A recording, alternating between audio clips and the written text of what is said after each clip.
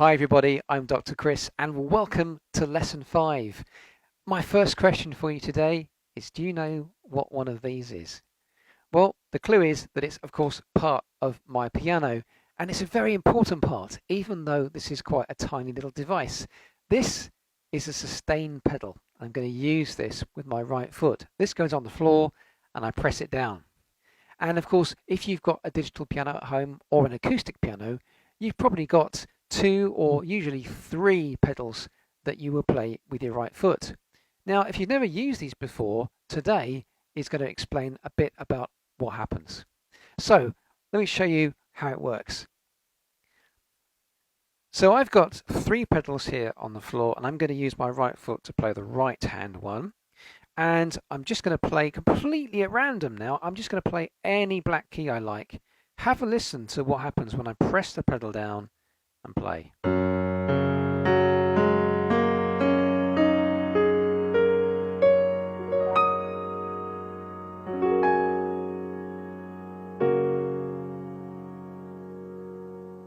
And you can hear there that the pedal does, well, what it says. It's a sustain pedal.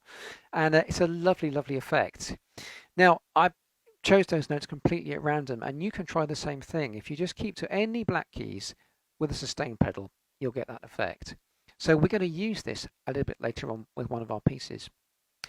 But here's another exercise for you, okay? A little bit of sight reading, okay?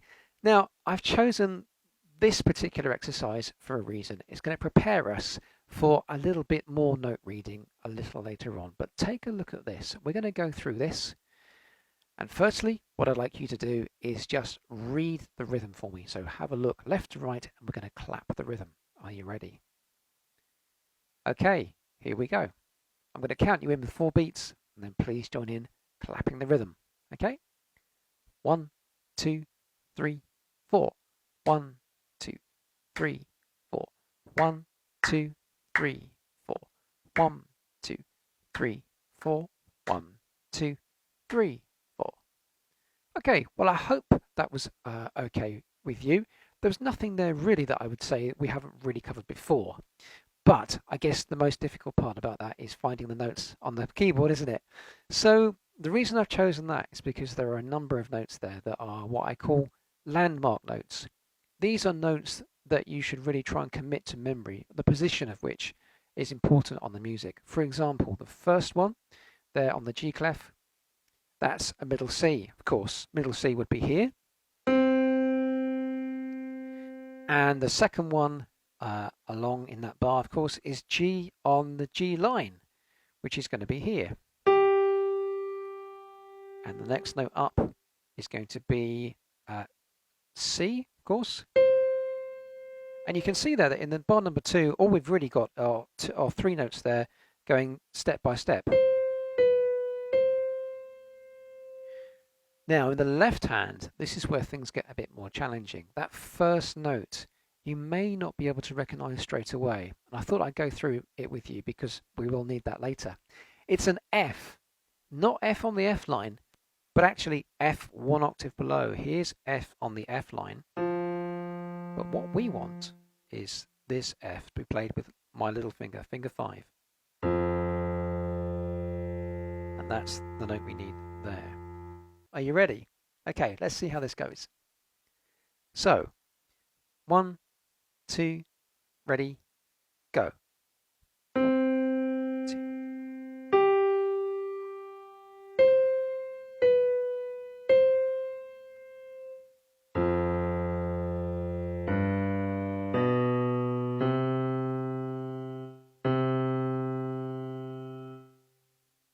Okay, well, I hope some of that made sense.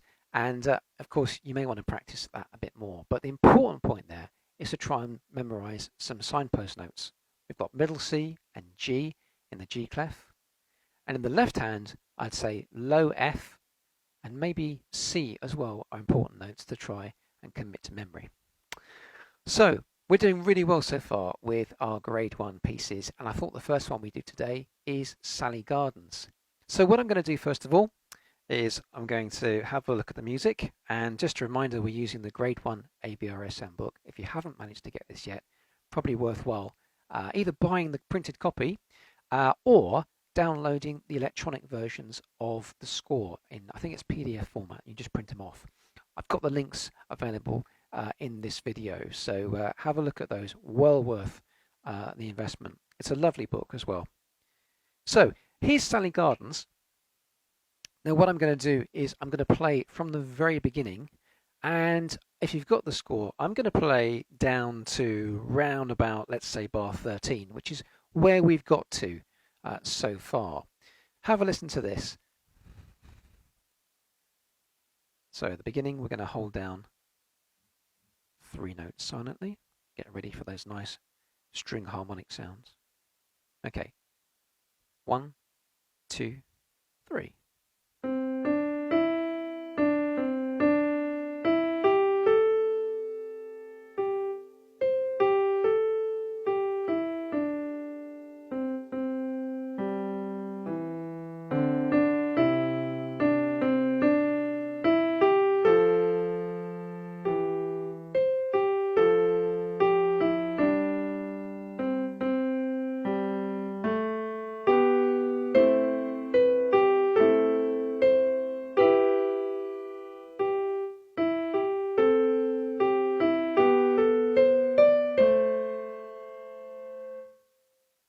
Okay, and that's pretty much where we got to. I think last lesson we were actually looking at just the left hand, weren't we, from round about bars 9 to 13. So let's recap 9 to 13, where I left you last session. We were looking, of course, at chords. We were saying that, of course, a group of notes such as these are played together.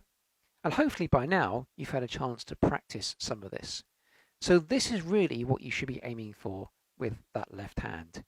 And I'm going to begin at bar 9, and you can see from what's on screen there, I'm going to begin with a rest. So I'll count myself in by saying 1, 2, 3, 4, 1, and then I'll begin. I'll play it quite slowly, and maybe you'd like to play along with me just to check that what you've done is correct so far.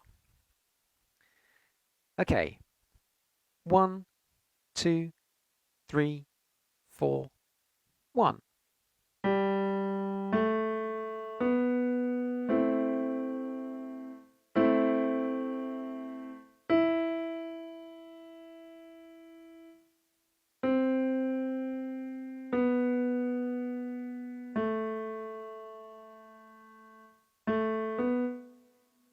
Okay, that's that particular phrase, and maybe let's play that one more time together. The important part about that is to notice that, of course, you have a change of hand position. So in bar number 12, I had to use a thumb on middle C, so my hand moved. Okay, one more time. I'm going to count the beats this time. Okay, so back to the beginning. And here we go, 5th finger on G. 1, 2, 3, 4, 1. 2,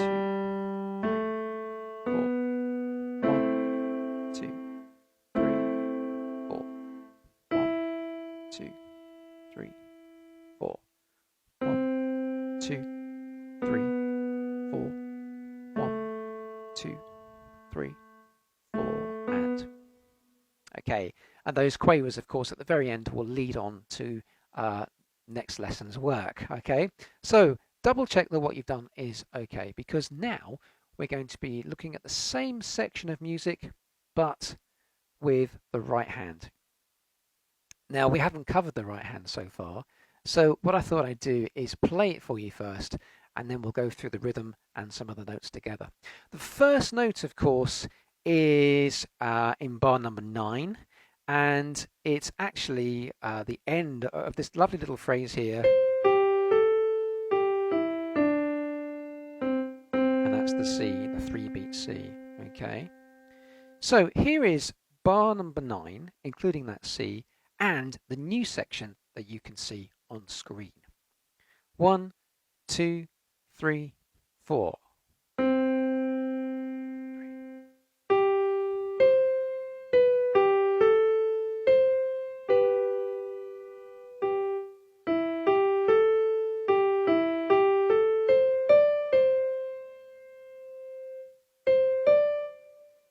And of course, again, we lead off into another section. Now, the hardest thing I would say, or perhaps the most challenging thing, was, do you notice again, I had a change of hand position, my thumb tucked under at one particular point, and it was in bar number 12 where I had to put my thumb on A. So we'll go through that together. But let's first of all take a look at the first new phrase. And what I'm going to ask you to do first of all is just clap the rhythm for me. So what I'd like you to do, please, is with me, after 3 beats, start to clap that first phrase. Are you ready? Okay. 1, 2, 3, 4. 1, 2, and 3, 4. 1, 2, 3, 4. Okay, great. Okay, so here are the notes. The first note of that phrase, of course, is G on the G line. So, G on the G line, and it says with second finger. And what you need here is a G, up to C, B, G quavers, A, C, G and B together, look, then G. So it's 1, 2, 3, 4, C.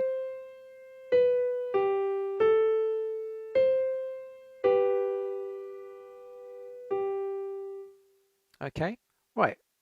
Let's very, very slowly try and play some of those notes together, okay? Very slowly. So how about this? Are you ready? 3 beats in, and then we'll start. 1, and 2, and 3, and 4, and 1, and 2, and 3, and 4, and 1, and 2, and 3, and. Okay, so have a look at that phrase by yourselves and use the rule of 5, okay? 5 repetitions correctly before we move on to the next one, okay? The next phrase then is this. Should we have a look at the rhythm? Okay. So again, it begins on the 4th beat of the bar. So have a very quick look through that. We have more quavers this time to count, don't we? Okay, and a 3-beat note at the end. So let's try this. Ready? 1, 2, go. 4 and 1, 2 and 3 and 4 and 1, 2, 3. Okay, good. So if I was going to play that, I begin the phrase with the thumb on E, and I'm just going to play it through because I did mention fingering earlier on. Now, when I get to A, look, I've got to tuck under my thumb and play A underneath my finger too, look. And then 3 on C. Okay, I'll play that from the beginning of the phrase again. Underneath, 3rd finger. And then at the very end, we move again, thumb on C. And then we're on to the next section. Okay, so try that with me, just as a little go through, and then of course it's over to you to practice those 2 phrases and join them together. So here we are, thumb on E. Very slowly, let's try this. 1 and 2 and 3 and 4 and 1 and 2 and 3. Thumb. 2 and 3 and. Great. Okay, well, good luck with that. Now, one thing I wanted to talk to you today about was dynamics. You'll notice in that extract that we've got on screen, we've got dynamic marking. Well, in fact, 2. We've got one that says MF, which means mezzo forte or medium loud, and also a symbol there for what we call a crescendo, getting louder. Now, we'll do more dynamics as we become more familiar with the piece. But today, I thought what I'd do is very briefly demonstrate to you how to play softly and quietly. Now, it's worth saying that this will only work if your keyboard is what's called touch sensitive. So if you have a digital piano with 88 keys, the chances are it is. If you have a smaller keyboard, then not all of them are. And again, if you really like this music, it's probably worthwhile considering getting a touch-sensitive piano or keyboard. Well, what we do when we play softly is we make sure that our fingers are over the keys before we need them. So here's an example. I'm just going to use my thumb to play middle C.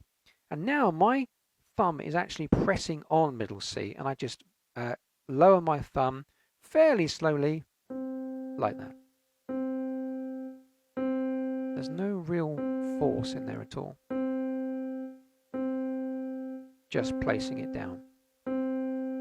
Start again from C and you join in when you can. Ready? C, D, E. And C, D, E, D, C. Keep doing that. Nice and softly. Okay, that should give you the first step into some contrasting dynamics. Okay, well, another thing we looked at over the last couple of lessons was ledger lines, and here they are. Now, you've seen this screen before. This one introduced notes above the G clef and what we call notes above the stave. And the one with the star by it is the most important one. That's A, of course. Can you find me that A on your piano? Play it for me if you can. Okay, it's here. Okay, it's not A above middle C, not this one. It's this one. Let's play those notes on the screen. Are you ready? Okay, starting with your thumb on A. Ready, go. So A, B, C, and D. Okay, but the one you need to really memorize, again, a signpost note, is that A with the star by it. And we use that for the next piece that we're going to look at. Okay, remember this one? Okay, I'll just find the printed copy of the music. Sunlight Through the Trees. It's a lovely piece. Have you noticed how it says flickering as well on the screen? It's a lovely image, isn't it, of sunlight flickering through the tree leaves. So I'll play you this. But before I do, have you noticed that that screen's slightly different? There's an instruction, okay? And it's to use the sustain pedal. It says hold down pedal throughout the piece, okay? Now that produces a lovely effect. So I'm going to play bars 1 to 4. I'm also going to carry on a little bit further. Have a listen to this.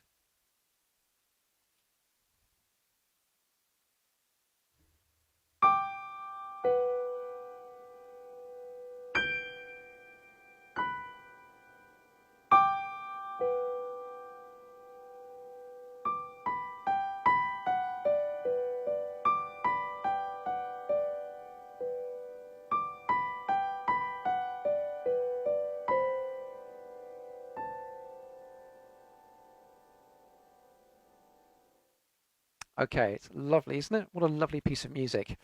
Now, you probably noticed there at the very end that I held those notes before I lifted off. There's a reason for that. But before I tell you what that is, let me show you the extra part that I played. So this is from bar 5 into bar 6 and then bar 7 if you've got the music. So I'm now looking at the second line down on my score. Now, although this is relatively new, you may not have seen this before. Hopefully, you will be able to recognize a lot of those notes and also a lot of similar rhythms. If you ever look at bar 5, well, actually, we've got the same notes as bar 4 earlier on. Here's bar 5.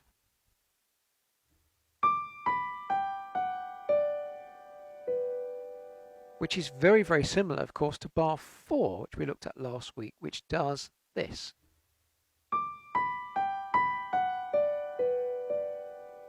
So you can see there that if I play from bar 4 into bar 5,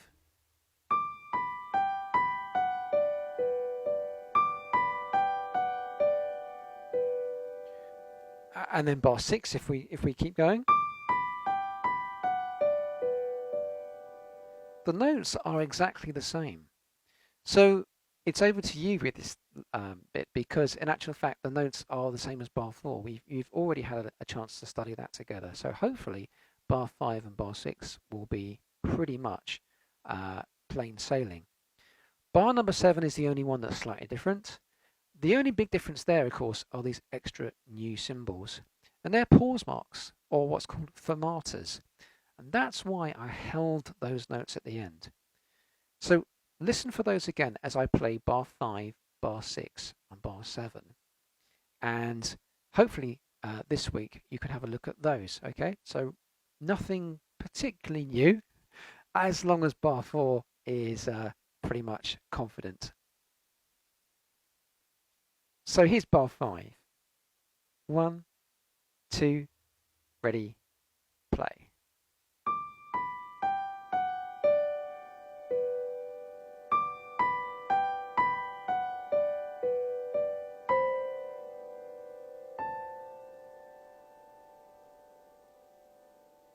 So there we go, and good luck with that. And don't forget those longer notes at the end where the pause marks are. Okay, now I wanted to get straight on to Parson's Farewell, because that's another piece that of course we're studying, and so far we've done pretty well.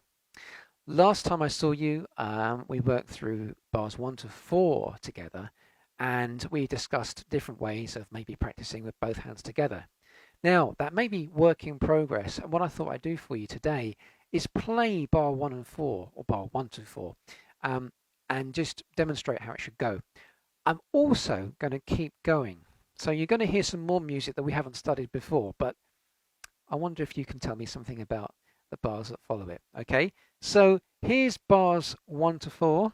I'm just going to have a look at the copy of the score in my music and have a listen to this. 1, 2, 3, 4.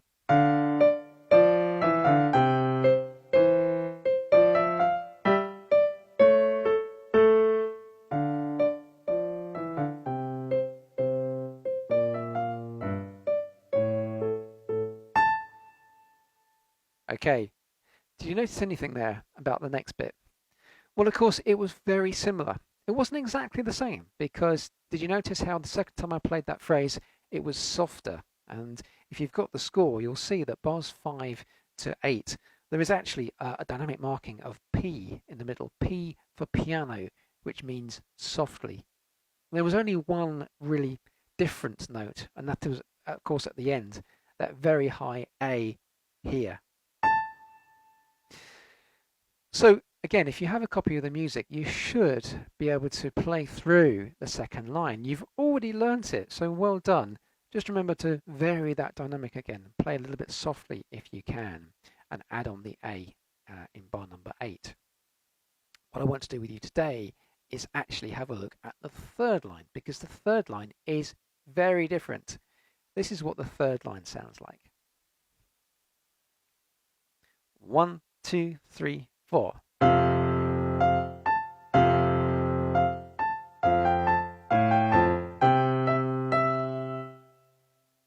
Okay, so a really great dance feel, of course, because this is an old dance. And let's have a look at the left hand together. Now, the first thing you'll notice with the left hand is that there are some horizontal lines under some of those notes. And that's a technique on articulation. Imagine, the best way to describe this is that you're a tiger, okay? And you've got huge, great, big, heavy paws, and you're going to use these paws when you play the piano, and just, use all the weight in your arm like this. 1, 2, 3, 4. 1, 2, 3, 4. 1, 2, 3, 4. Okay, so those horizontal lines, 2 new tone lines, which means to be held, basically to accentuate those notes a little more. So let's go through the left hand. I'm jumping ahead slightly. Let's just take a look at the timing. I'm going to ask you to clap the rhythm of the left hand. Are you ready? Okay. 1, 2, 3, go. 1, 2, 3, 4. 1, 2, 3, 4. 1, 2, 3, 4. 1, 2, 3, 4. Okay, so fairly straightforward. And you may have noticed, of course, the first note in the left hand, or the first 2 notes, they were the ones that featured quite prominently in the sight reading that we began with today. So you may remember that they are F with the 5th finger and C with the thumb. There they are. Okay. So the first couple of bars should be no problem for us, really. We've got F and C, 3-beat notes. They go like this. 1, 2, 3, 4. 1, 2, 3, 4. So now moving on to bar, where are we? 11 and 12, of course, aren't we? 11 and 12. We have an F to begin with as well. Notice how in this bar we have a little slur or a phrase mark. That means the A to the F should be joined together. Have a listen to how I play that. And then, of course, the last bar is just a 4-beat C. So here are bars 11 and 12, like this. Fifth finger again on F. 1, 2, 3, 4. 1, 2, 3, 4. 1, 2, 3, 4. Okay. So here's the left hand all the way through. Have a go of this, and we'll try and add the right hand to it in our next lesson. Okay. 1, 2, 3, 4. 1, 2, 3, 4. 1, 2, 3, 4. 1, 2, 3, 4. 1, 2, 3, 4. Okay. So good luck with that, and next lesson we'll have a look at the right hand. Of course, you're very welcome to try that right hand if you'd like to, maybe just clapping the rhythm first and seeing what you can make of it. But we will go through that together in lesson number 6. You may remember last week we spoke to Russell, who's an ABRSM examiner, and he introduced the exams to us. And I suggested that actually you might think about putting all this hard work together and entering for an ABRSM exam. I certainly did when I was growing up, and I have to say I enjoyed every single one of them. It's not really like an exam, like a sit-down writing exam. They are very, very, very different, and today they're even more advanced and more flexible than when I took them. So I thought I'd ask Russell to explain a bit more about how the exams actually worked. Russell, it's over to you. Hello everyone, it's lovely to be with you again. My name is Russell Hepplewhite. Last week I introduced the idea of performance grades to you, and today I want to delve into the detail of what they are and how useful they could be to you a little more. So what is a performance grade? Well, you play 4 pieces. 3 of them are from our published syllabus. All our syllabuses are available to view online. And the 4th piece is your own choice. Now, it's important to say that that own choice piece needs to be of a similar standard in terms of difficulty as the other ones. This is a really special opportunity for you to build a program of 4 pieces that you love and that you can play and perform to your very best. The exam is out of 150 marks, and there's a pass mark of 100. Each piece is assessed as a separate component within the exam, and we award marks out of 30 for each piece. But then we also assess the performance as a whole. So we're looking at things like how effective the sequence and pacing of the program of pieces was, how well the different musical styles were brought to life across the program, and how well managed the instrument was across the different pieces that you played. So as I said, to pass the exam, you need 100 marks or more. To get a merit, it's 120 or more. And to get a distinction, it's 130 or more. The exam is assessed by one of our highly trained examiners that we talked about last week, and it's assessed from a video that you record at a time that suits you and that you then upload to ABRSM. You do this from the comfort of your own home on the instrument that you're most used to practicing on. These are relatively new exams, but in my own personal examining experience, I've already been lucky enough to hear performance grades from China, from Malaysia, from the UK, from America. And what's really coming across is how relaxed people are in the videos and how much they seem to be enjoying themselves, which is wonderful to see. I think particularly in this last year, which has been very, very difficult for live music making, of course, they've been a real way of people reaching out and sharing their music making with others. So I'll be back next week to tell you a little bit more, but for now, keep enjoying your wonderful music making. Okay, thanks, Russell. Well, there's some really great ideas there, and what's really impressed me with those exams is just how flexible they are. You don't even have to go to an exam centre. Face-to-face exams are really great, and most of my pupils still really enjoy doing those. They're always really professionally run, but maybe if you're happy to learn at home, studying by yourself, then this new type of exam might open up some new opportunities for you. Well, I hope you've enjoyed today, and I wish you all the very best in your studies, and I'm really looking forward to sharing with you lesson 6 next time. Take care and enjoy your music.